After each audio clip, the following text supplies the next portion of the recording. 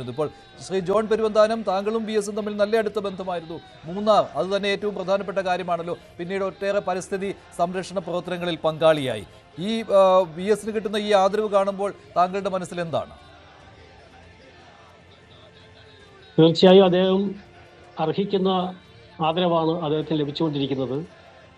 ഈ അർഹിക്കുന്ന ആദരവ് കിട്ടുന്നതിന് വേണ്ടി എത്രയോ പതിറ്റാണ്ടുകളുടെ അദ്ദേഹത്തിൻ്റെ ത്യാഗോജ്ജലമായിട്ടുള്ള അധ്വാനം, ജീവിതം എല്ലാം ഈ സമൂഹത്തിന് വേണ്ടി സമർപ്പിച്ചതിൻ്റെ ഒരു പ്രതികരണം എന്ന നിലയിലാണ് ജനങ്ങളുടെ ഭാഗത്തു നിന്നും ഇത്തരമൊരു ആദരം അദ്ദേഹത്തിന് ലഭിക്കുന്നത്.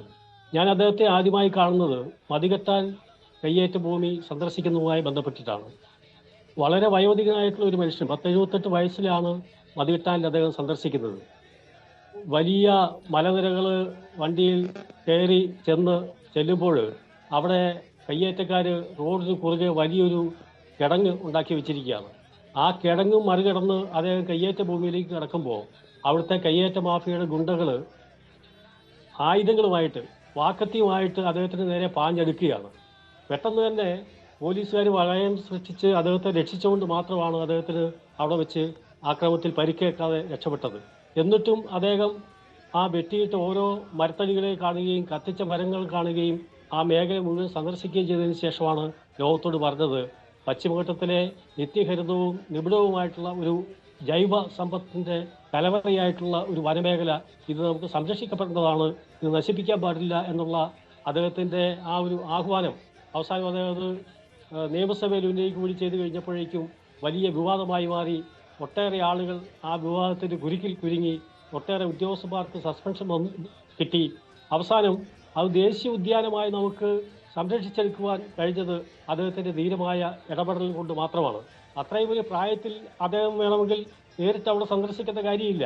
ബാക്കി റിപ്പോർട്ടുകളുടെ അടിസ്ഥാനത്തിൽ നിയമസഭയിൽ അത് പറഞ്ഞാൽ മതി. പക്ഷേ താൻ ഇടപെടുന്ന പ്രശ്നത്തിൻ്റെ സത്യാവസ്ഥ നേരിൽ കണ്ട് ബോധ്യപ്പെട്ട് അത് ജനങ്ങളെ അറിയിക്കണമെന്നുള്ള അദ്ദേഹത്തിൻ്റെ ഒരു ഇച്ഛാശക്തിയുടെ അടിസ്ഥാനത്തിലാണ് അദ്ദേഹം അവിടെ സന്ദർശിക്കുന്നത്.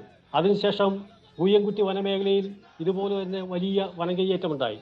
അന്ന് കെ സുധാകരനാണ് വനംവകുപ്പ് മന്ത്രി. ഞാൻ പൂയംകുറ്റി സംരക്ഷണ സമിതി കൺവീനർ എന്ന നിലയിൽ പൂയംകുറ്റി വനമേഖലയിൽ കയ്യേറ്റം നടക്കുന്നു എന്നുള്ള ഒരു പത്രസമ്മേളനം നടത്തി പുറം ലോകത്ത് വിവരം അറിയിച്ചു. പക്ഷേ സുധാകരൻ സ്ഥലം സന്ദർശിച്ചിട്ട് പൂയംകുറ്റിയിൽ കയ്യേറ്റമേ ഇല്ല എന്നുള്ള പ്രഖ്യാപനവും പ്രസ്താവനയുമാണ് നടത്തിയത്. അതിനുശേഷം ശ്രീ ബി എസുമായി ബന്ധപ്പെടുകയും അദ്ദേഹം നേരിട്ട് പൂയംകുറ്റി വനമേഖലയിൽ സന്ദർശനം നടത്തി. അത് സന്ദർശനം നടത്തുന്ന സമയത്ത് ഏതാണ്ട് 624 സ്ക്വയർ കിലോമീറ്ററോളം വിസ്തീർണമുള്ള വലിയൊരു വനമേഖലയാണ്. അവിടെ ഒരു സ്ഥലത്തേക്ക് പോകുന്ന വഴി തെറ്റിപ്പോയാൽ പിന്നെ നമുക്ക് പഴയ വഴിയിലേക്ക് തിരിച്ചെത്തണമെങ്കിൽ തന്നെ മണിക്കൂറുകൾ സമയമെടുക്കും. അത്തരം മേഖലയിൽ ഫോറസ്റ്റ് ഉദ്യോഗസ്ഥന്മാർ പലവട്ടം ഇദ്ദേഹത്തെ വഴി തെറ്റിച്ച് യഥാർത്ഥ സംഭവസ്ഥലം കാണിക്കാതിരിക്കാൻ വേണ്ടിയിട്ടുള്ള കുൽസിത നീക്കം നടത്തി. അവസാനം കൂടെ ഉണ്ടായിരുന്ന മുഴുവൻ പേരും നമുക്ക് തിരിച്ചു പോവാം എന്ന് പറഞ്ഞപ്പോഴും ഈ വന്ധ്യവയോധികനായിട്ടുള്ള മനുഷ്യൻ പറഞ്ഞു, ഞാൻ കയ്യേറ്റം കാണാൻ വന്നതാണെങ്കിൽ കണ്ടിട്ടേ പോകൂ എന്നുള്ള വാശി പിടിച്ച് നിശ്ചയദാർഢ്യത്തോടുകൂടി ആ കയ്യേറ്റ ഭൂമിയിൽ മുഴുവൻ അദ്ദേഹം സന്ദർശിക്കുകയും ഇത് കയ്യേറ്റം കണ്ടെത്തുകയും കയ്യേറ്റം ഉണ്ടെന്ന് മാലോകരോടും പൊതുസമൂഹത്തോടും അതുപോലെ നിയമസഭയിലും ഈ പ്രശ്നം പറഞ്ഞു.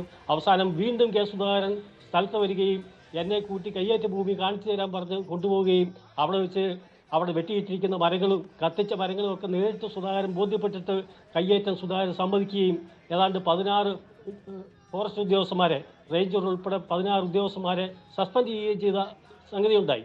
അതിനുശേഷമാണ് വാഗവൺ കയ്യേറ്റവുമായി ബന്ധപ്പെട്ട് വി എസ് സന്ദർശനം നടത്തുന്നത്.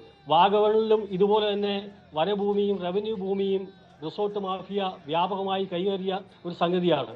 വ്യാജരേഖകൾ ചമച്ചുകൊണ്ടാണ് അവിടെ ആ കയ്യേറ്റം നടന്നത്. ആ കയ്യേറ്റത്തിനെതിരെയും വി എസിൻ്റെ നിലപാടാണ് ആ കയ്യേറ്റത്തെ നമുക്ക് തടയുവാൻ കഴിഞ്ഞത്. അതിനുശേഷം അദ്ദേഹം സന്ദർശിച്ചത് അതിരപ്പള്ളി ജലവൈദ്യുത പദ്ധതിക്കെതിരെയുള്ള അദ്ദേഹത്തിൻ്റെ നിലപാട് പറയുന്നതിന് വേണ്ടി അതിരപ്പള്ളിയിലാണ്. ഞാൻ പറഞ്ഞു വന്നത്, ഈ മതികെട്ടാൻ മുതൽ പൂയംകുട്ടിയും വാഗവണ്ണും അതിരപ്പള്ളിയും ഒക്കെ ഉൾപ്പെടെയുള്ള പരിസ്ഥിതി സംരക്ഷണവുമായി ബന്ധപ്പെട്ട വനസംരക്ഷണവുമായി ബന്ധപ്പെട്ട ഒരു നിലപാടിൽ ശക്തമായി എടുത്തതിൻ്റെ പേരിൽ അദ്ദേഹത്തിന് കേരള സമൂഹത്തിന് മുമ്പിൽ ഒരു ഹരിത ഇമേജ് ഉണ്ടാകുകയും അതിന് മുമ്പ് വരെ ഉണ്ടായിരുന്ന രാഷ്ട്രീയക്കാരിൽ നിന്നുള്ള ഇമേജ് മാറി കേരളത്തിൻ്റെ പൊതു സമ്പത്തായി വി എസ് മാറിത്തീരുകയും ചെയ്യുന്ന കാഴ്ചയാണ് നമുക്ക് കണ്ടത്. അതിനുശേഷമാണ് മൂന്നാർ ഓപ്പറേഷൻ നടക്കുന്നത്.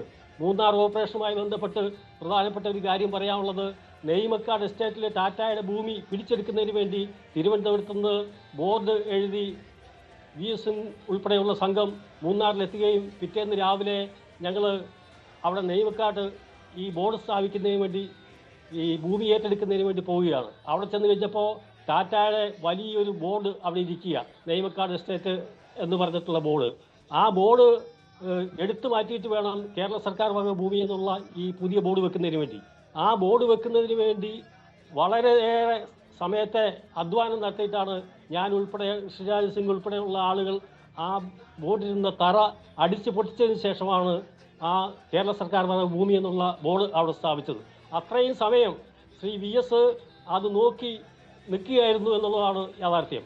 അങ്ങനെ കേരളത്തിൻ്റെ പൊതുഭൂമി എന്ന നിലയിൽ ഈ നെയ്മക്കാട് എസ്റ്റേറ്റിലെ ടാറ്റയുടെ ഭൂമി സർക്കാർ ഏറ്റെടുത്തതായി പ്രഖ്യാപിച്ചുകൊണ്ട് അവസാനം കണ്ണൻദേവിൽ നിന്ന് ഏറ്റെടുത്ത 16,000 ഏക്കർ ഭൂമി കേരള സർക്കാരിൻ്റെതായി വനം ഭൂമിയായി വിജ്ഞാപനം ചെയ്തതിനു ശേഷമാണ് ആ സർക്കാർ ഇറങ്ങിപ്പോകുന്നത്. ശരിയാണ്, ഒരു സംശയമില്ലാത്ത കാര്യമാണ്.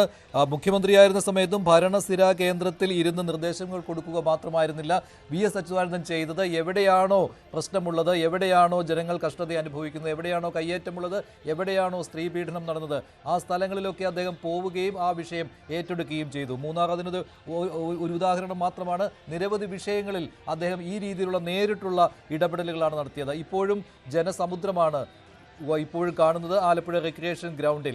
ഇപ്പോഴും ആളുകൾ കാണാൻ വേണ്ടി കാത്തു നിൽക്കുകയാണ്. പൊതുദർശനത്തിന് വെച്ചിരിക്കുന്ന VS അച്യുതാനന്ദൻ്റെ മൃതദേഹം ഒരു നിമിഷമെങ്കിലും കാണുന്നതിന് വേണ്ടി ആളുകൾ കാത്തു നിൽക്കുന്ന കാഴ്ചയാണ്. അവൾ ചില നിർദ്ദേശമൊക്കെ അവിടെ കൊടുക്കുന്നുണ്ട്. ആളുകൾ ഇനിയും ഈ രീതിയിൽ തന്നെ ഒരു ഇത്രയും വലിയ രീതിയിൽ വന്നു കഴിഞ്ഞാൽ വളരെ ബുദ്ധിമുട്ടുണ്ടാക്കുന്ന ഒരു കാര്യമാണ്. നിയന്ത്രണത്തിനും അപ്പുറത്തെ കാര്യങ്ങൾ പോകുമോ എന്നുള്ള സംശയം പോലും അവിടെ കൂടിയിരിക്കുന്നവർക്കുണ്ട്. പക്ഷേ എങ്കിൽ